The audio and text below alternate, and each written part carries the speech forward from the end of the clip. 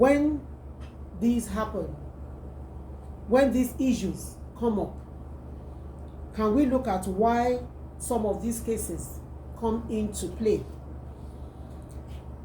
The issue of Hagar and Sarah was because Hagar misbehaved, and that was why that pregnancy was rejected. Of course, Hagar was still brought back into Abraham's home and family, but there was that point of rejection. Praise the Lord. When a man tells a woman, I don't want the pregnancy that you're carrying, of course we hear one side of the story. We don't listen to the other side. Oftentimes in some situations, the man might have told the girlfriend or the wife, I just want this relationship. I don't want any strings attached. And for the woman that might be feeling that, well, I don't want to just waste my life and destiny. I want a child. She might have decided, some of us as women, sometimes we decide to keep unwanted pregnancies because for some of us, we believe that is the best way for us to hook a man. But sometimes these things do not work as we have planned. Sometimes these children that were not accepted when they were conceived end up being dropped in or dropped off for adoption. And sometimes we end up having total or partial separation. Sometimes we even have cases of people who might have their wives at home and decide to have a fling outside, a side chick. The one at home has issues like Sarah, and then they meet somebody that they believe is fertile or fruitful. And then issues might occur at home. And they might say, well, I want the child, but your behavior is not allowing me to actually embrace what you have for me. In relationships, when a man decides to reject a pregnancy, the first thing to ask is, what were the terms and conditions? Yes, you see on some products, terms and conditions apply.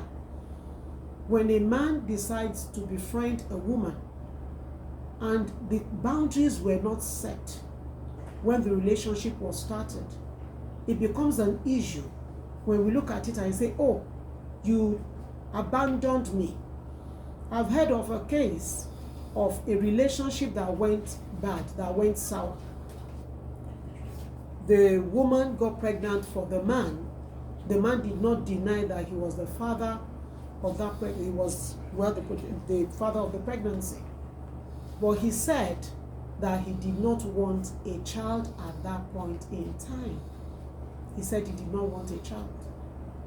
And by the time the lady held on to the child, ultimately, the child was not accepted.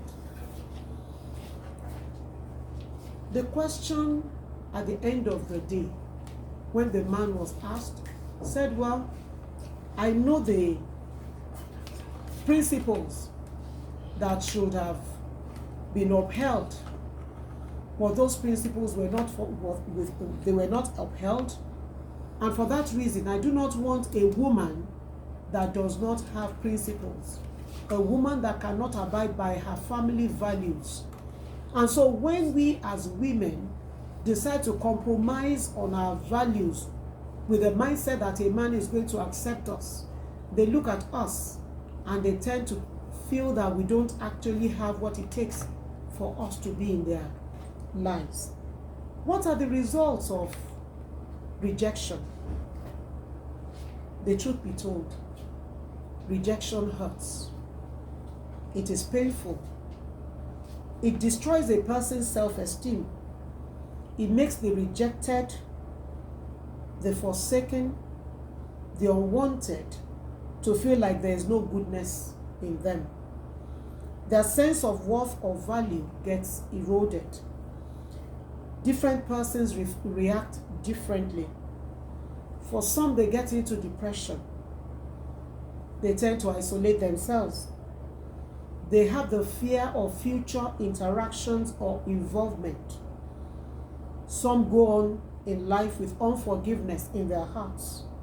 Some get bitter, and this leads to hatred Sometimes a loss of life's direction.